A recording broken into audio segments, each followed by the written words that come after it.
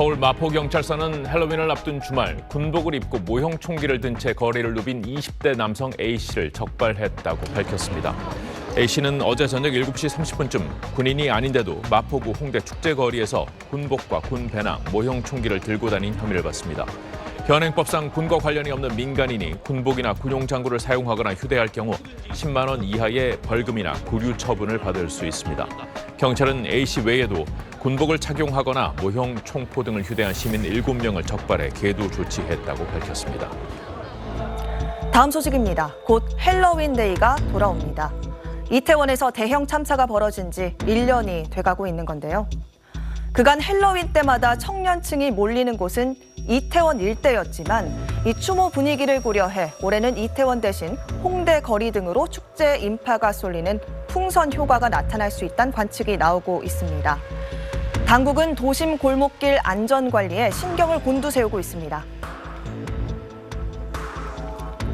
건대 마세거리 골목길입니다. 지능형 CCTV가 실시간으로 단위 면적당 사람 수를 집계합니다. 30제곱미터의 골목길 안에 사람 90명이 넘게 찾아 CCTV에 부착된 스피커를 통해 해산 방송이 나오고 1제곱미터당 5명이 차게 되는 심각 상황이 되자 경찰과 소방까지 출동합니다.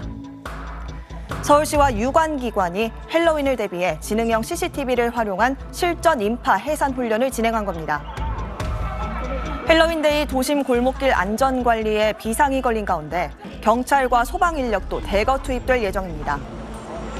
경찰은 홍대 포차골목, 이태원 골목 등 고밀집 위험 골목길 16곳에 인력 1,260명을 배치합니다. 소방청 역시 소방대원 1,140명을 대거 투입할 예정이라고 밝혔습니다. 한편 경찰은 헬로윈 기간 경찰복 코스튬도 집중 단속하기로 했습니다.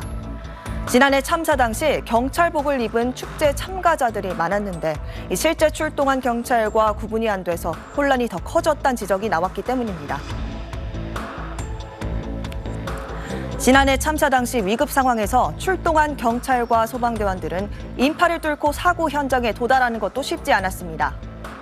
사람들이 헬로윈 복장을 입은 일반인인 걸로 착각한 겁니다. 구조대원 두 분이 지나가셨는데 비켜라 이렇게 지나가셨는데 반대 방향으로 가셨다가 다시 돌아오시고 그분들이 지나가는데 사람들이 저거 진짜야? 저것도 분장이겠지? 이렇게 얘기를 하는 거예요. 처음에는 그랬어요. 경찰이던 누가 왔던 다 이렇게 그냥 할로윈 복장인 줄 알고 있었어요. 그래서 사람들이 비키지도 않았고. 경찰은 사고 발생 시 이런 혼란을 막기 위해 다음 달 5일까지 포털 사이트와 중고 거래 사이트 등 온라인상 경찰 복장 판매 행위를 단속하고 거래 행위가 발견되면 판매 게시글을 삭제하도록 할 방침이라고 밝혔습니다. 오프라인에서 경찰 제복이나 장비 등을 암거래하는 행위도 단속 대상입니다. 현행법상 일반인이 경찰 제복이나 비슷한 복장을 입으면 6개월 이하 징역이나 300만 원 이하 벌금형을 받을 수 있고 빌려줄 경우엔 1년 이하 징역 또는 1,000만 원 이하 벌금에 처해질 수 있습니다. 지금까지 뉴블더 전연남이었습니다. 밤사이 인터넷에서 화제가 된 뉴스를 살펴보는 실시간 이뉴스입니다. 오늘의 첫 소식, 경찰복. 헬로윈을 앞두고 경찰복 때문에 한 중고거래 플랫폼에 비상이 걸렸다는 소식입니다. 기사 함께 보시죠. 헬로윈을 앞두고 중고거래 플랫폼 당근에는 경찰관 제복을 거래한다는 글이 끊이질 않고 있습니다. 보통 10,000원에서 30,000원 사이에 이렇게 거래가 되고 있는데요. 헬로윈 의상으로 경찰관 제복을 입으려는 사람들이 의외로 많기 때문으로 보입니다.